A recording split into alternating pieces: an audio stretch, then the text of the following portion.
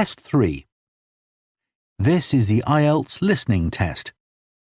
You will hear a number of different recordings and you will have to answer questions on what you hear.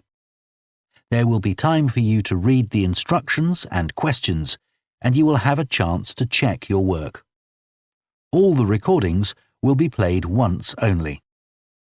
The test is in 4 parts. At the end of the test, you will be given 10 minutes to transfer your answers to the answer sheet. Now turn to Part 1.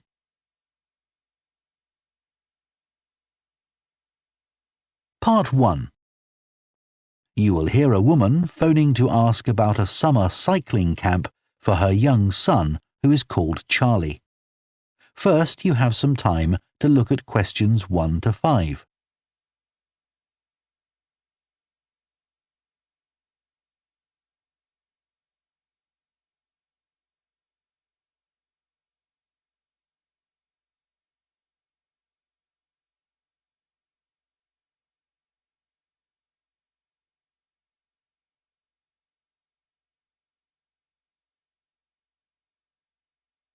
Now listen carefully and answer questions 1 to 5.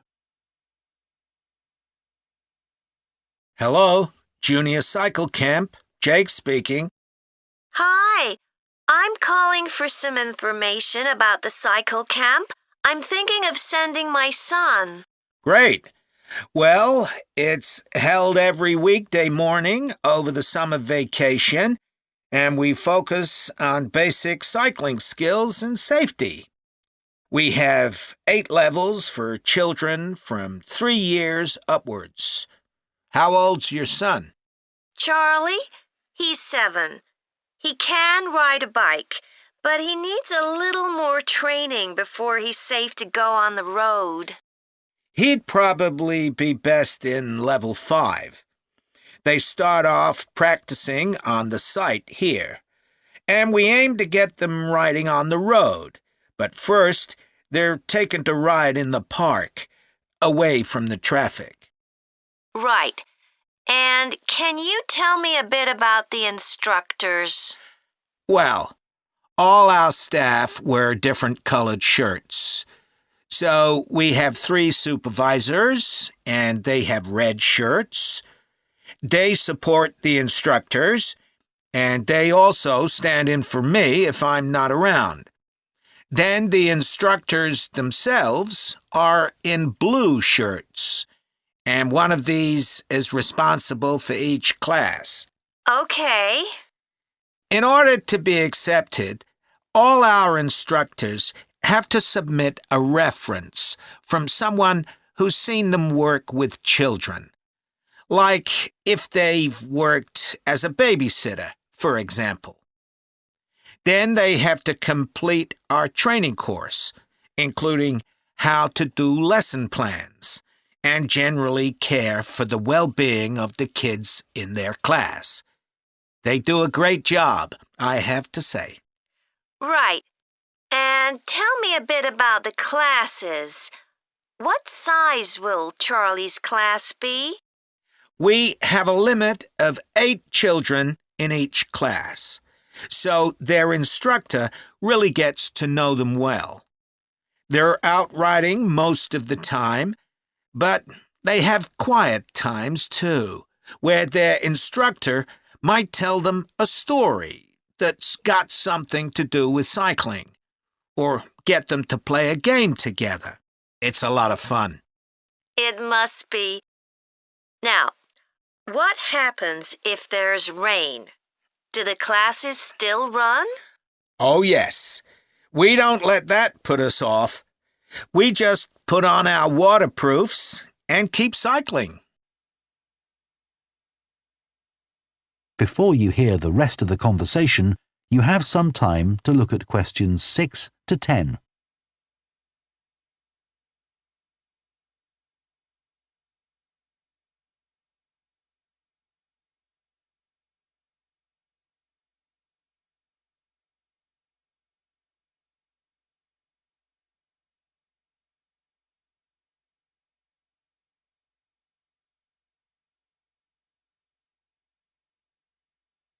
Now listen and answer questions 6 to 10.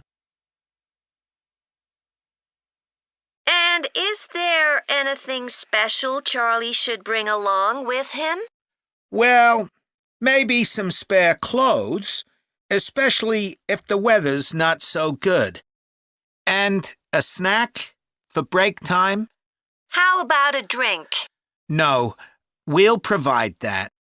And make sure he has shoes, not sandals. Sure. And just at present, Charlie has to take medication every few hours, so I'll make sure he has that. Absolutely. Just give us details of when he has to take it, and we'll make sure he does. Thanks. Now, there are a few things you should know about day 1 of the camp.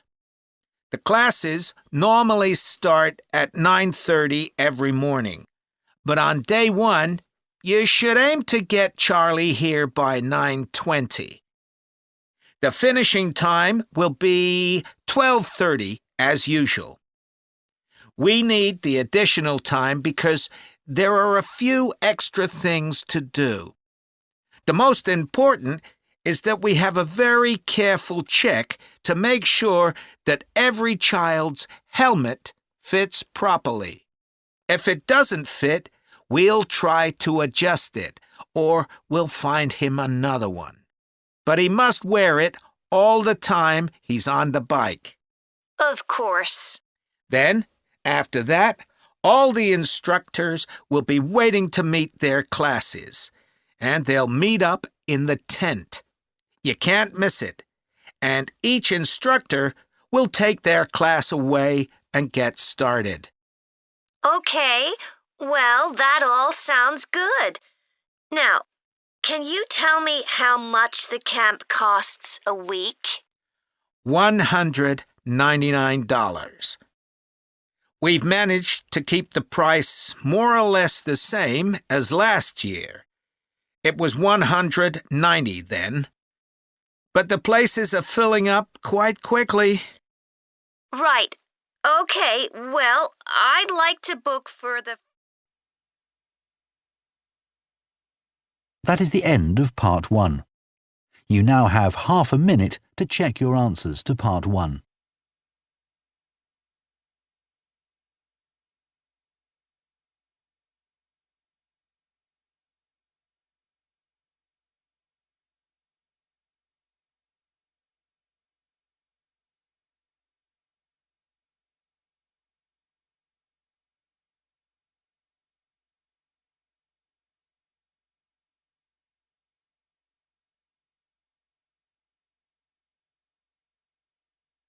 Part 2. You will hear a recruitment officer called Megan Baker giving a talk at a jobs fair about opportunities for those interested in the food and agriculture sectors. First, you have some time to look at questions 11 to 14.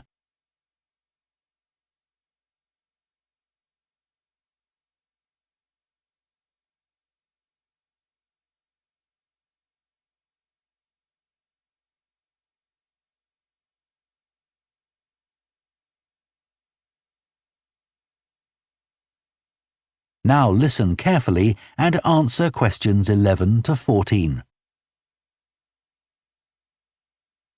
Hello everyone, my name's Megan Baker and I'm a recruitment consultant at AVT Recruitment Specialists.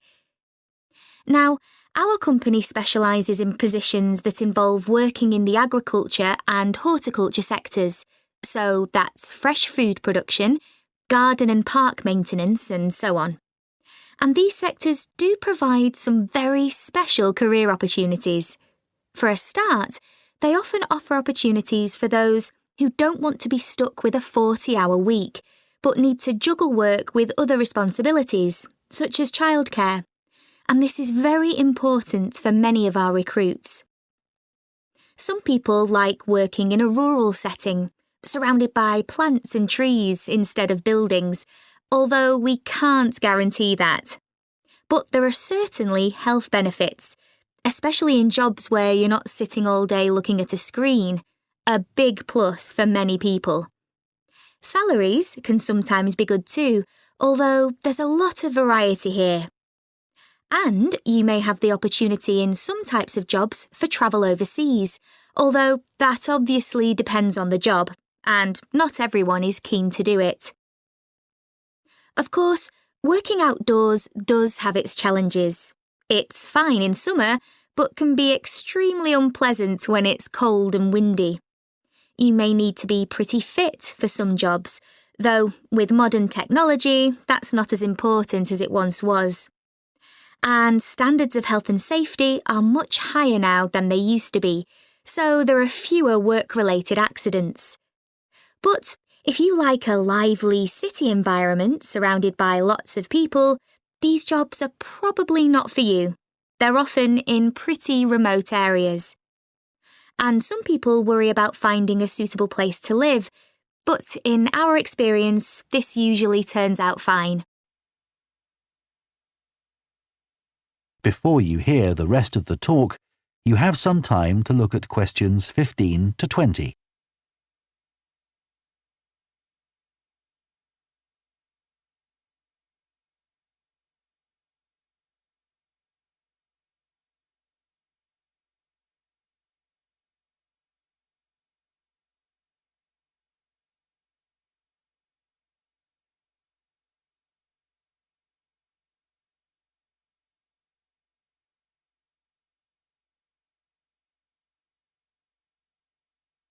Now listen and answer questions 15 to 20. Now, let me tell you about some of the exciting jobs that we have on our books right now. One is for a fresh food commercial manager. Our client here is a very large fresh food producer, supplying a range of top supermarkets. They operate in a very fast-paced environment with low profit margins. The staff there work hard, but they play hard as well. So if you've a sociable personality, this may be for you. We have an exciting post as an agronomist, advising farmers on issues such as crop nutrition, protection against pests, and the latest legislation on farming and agricultural practices. There are good opportunities for the right person to quickly make their way up the career ladder, but a deep knowledge of the agricultural sector is expected of applicants. A leading supermarket is looking for a fresh produce buyer who is available for a 12-month maternity cover contract. You need to have experience in administration, planning and buying in the fresh produce industry, and in return will receive a very competitive salary. We have also received a request for a sales manager for a chain of garden centres. You will be visiting centres in the region to ensure their high levels of customer service are maintained. This post is only suitable for someone who is prepared to live in the region. There is also a vacancy for a tree technician to carry out tree cutting, forestry and conservation work. Candidates must have a clean driving licence and have training in safety procedures. A year's experience would be preferred, but the company might be prepared to consider someone who has just completed an appropriate training course. Finally, we have a position for a farm worker.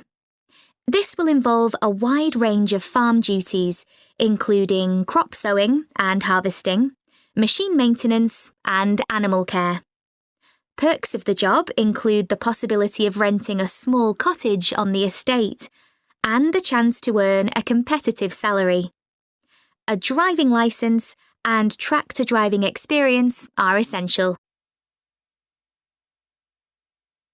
That is the end of Part 2. You now have half a minute to check your answers to Part 2.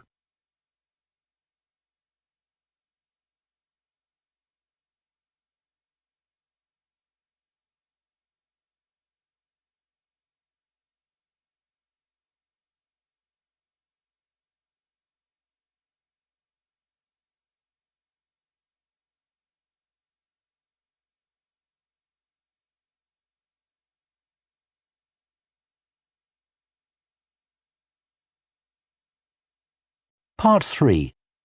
You will hear two food science students called Adam and Rosie starting to plan their presentation on diet and obesity. First, you have some time to look at questions 21 to 24.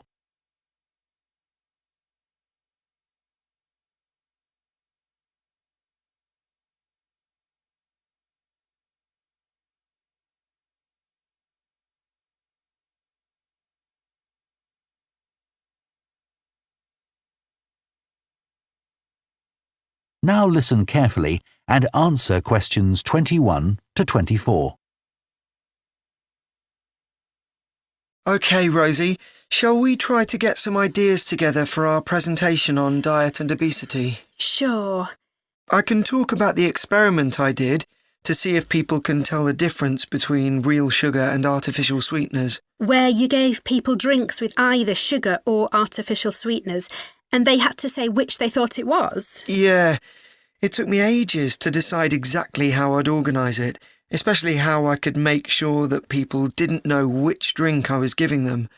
It was hard to keep track of it all, especially as I had so many people doing it. I had to make sure I kept a proper record of what each person had had. So, could most people tell the difference? Yeah, I hadn't thought that they would be able to, but most people could. Then there's that experiment I did, measuring the fat content of nuts, to see if the nutritional information given on the packet was accurate. The one where you ground up the nuts and mixed them with a chemical to absorb the fat? Yes. My results were a bit problematic. The fat content for that type of nut seemed much lower than it said on the package. But I reckon the package information was right. I think I should probably have ground up the nuts more than I did. It's possible that the scales for weighing the fat weren't accurate enough too. I'd really like to try the experiment again sometime. Before you hear the rest of the discussion, you have some time to look at questions 25 to 30.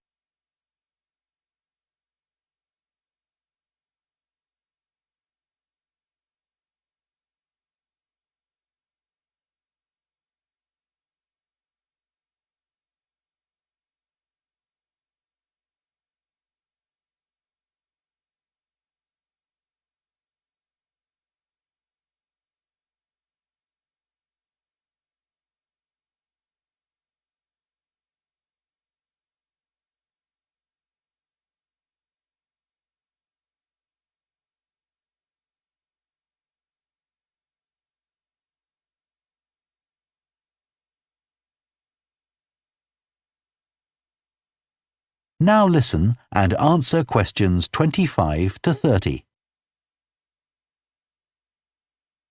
So, what can we say about helping people to lose weight? There's a lot we could say about what restaurants could do to reduce obesity. I read that the items at the start of a menu and the items at the end of a menu are much more likely to be chosen than the items in the middle. So, if you put the low-calorie items at the beginning and end of the menu, people will probably go for the food with fewer calories without even realising what they're doing.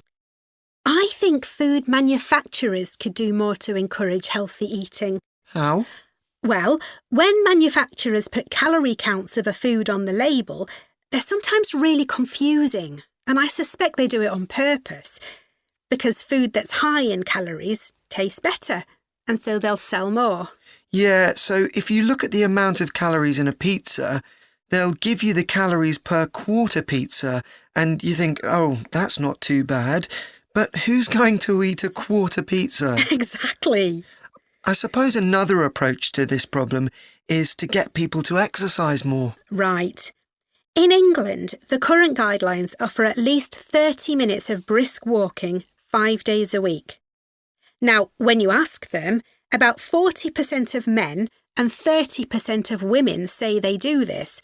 But when you objectively measure the amount of walking they do with motion sensors, you find that only 6% of men and 4% of women do the recommended amount of exercise.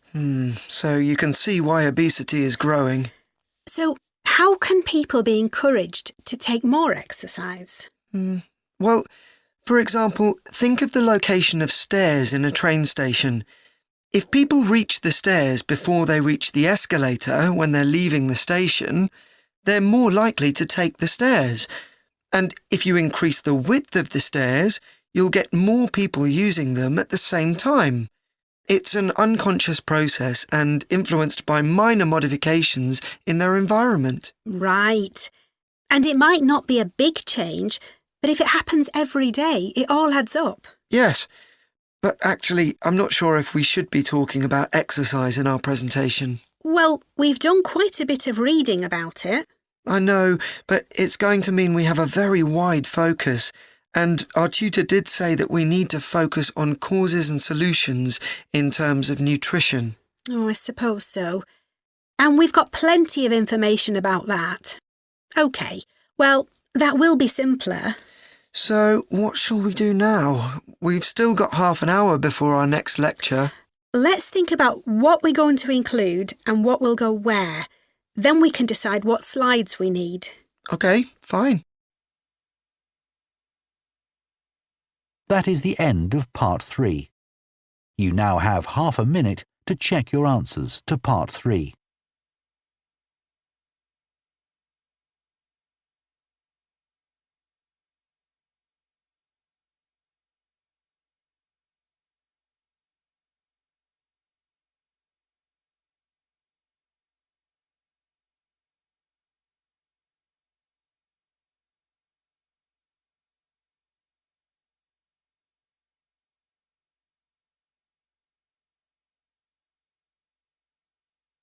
Part 4.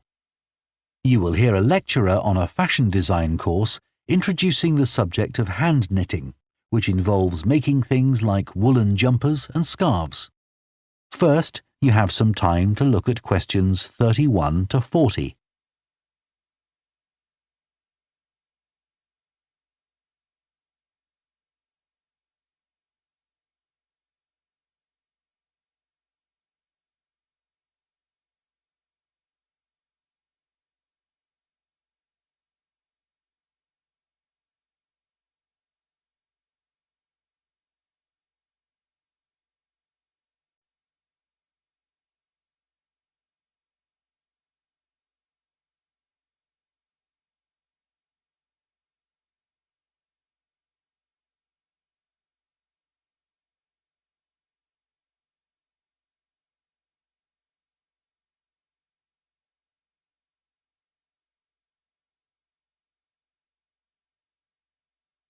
Now listen carefully and answer questions 31 to 40. Good morning, everyone. So today we're going to look at an important creative activity, and that's hand knitting. Ancient knitted garments have been found in many different countries, showing that knitting is a global activity with a long history. When someone says the word knitting, we might well picture an elderly person, a grandmother perhaps, sitting by the fire knitting garments for themselves or other members of the family. It's a homely image, but one that may lead you to feel that knitting is an activity of the past.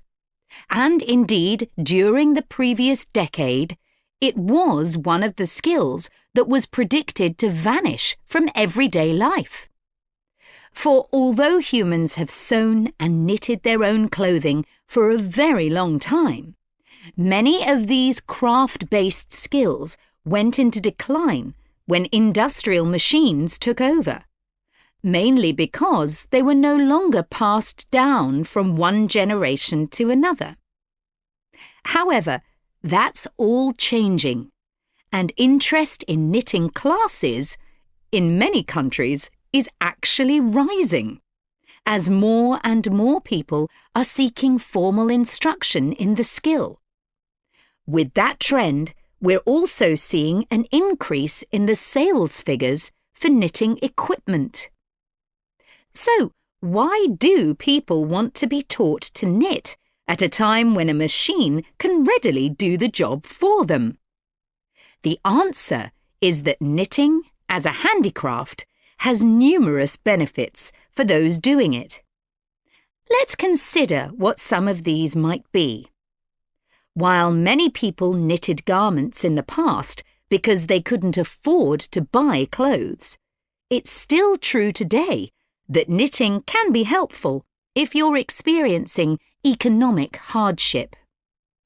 If you have several children who all need warm winter clothes, knitting may save you a lot of money. And the results of knitting your own clothes can be very rewarding, even though the skills you need to get going are really quite basic, and the financial outlay is minimal. But the more significant benefits in today's world are to do with well-being. In a world where it's estimated that we spend up to 9 hours a day online, doing something with our hands that is craft-based makes us feel good. It releases us from the stress of a technological, fast-paced life.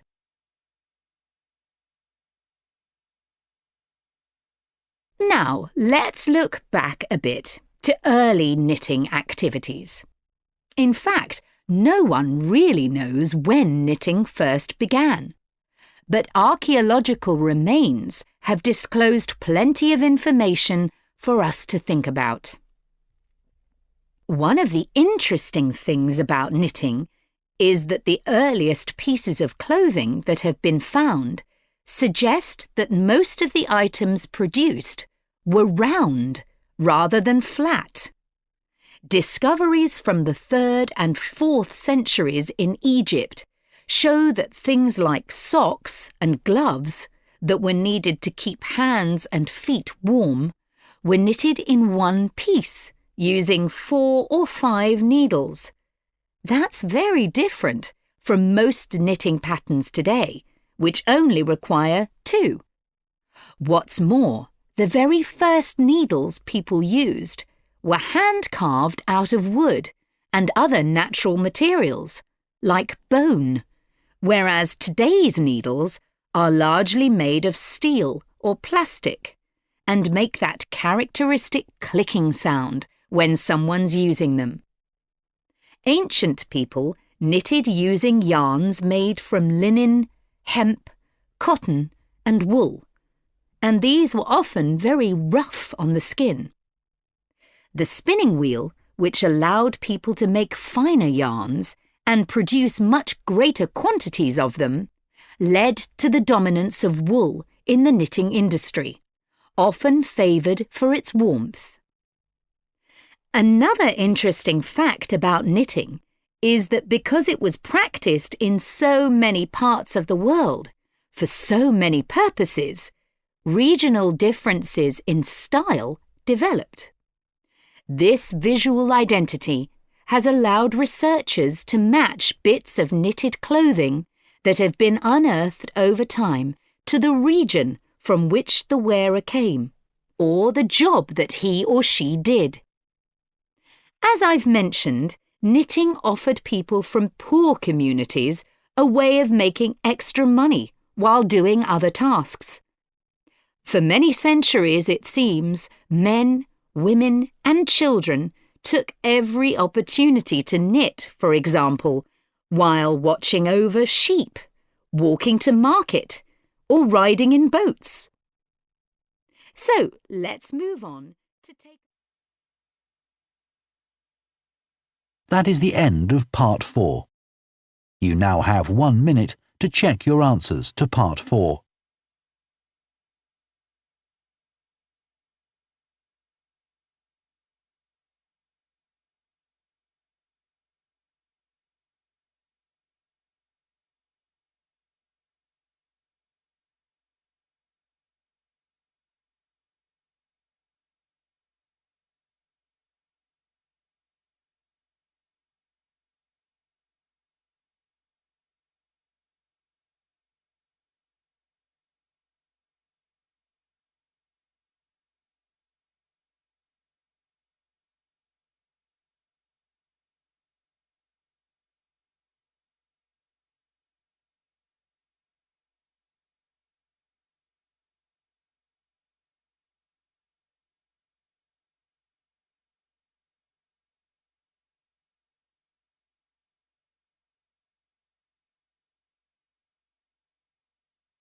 That is the end of the listening test. In the IELTS test, you would now have 10 minutes to transfer your answers to the answer sheet.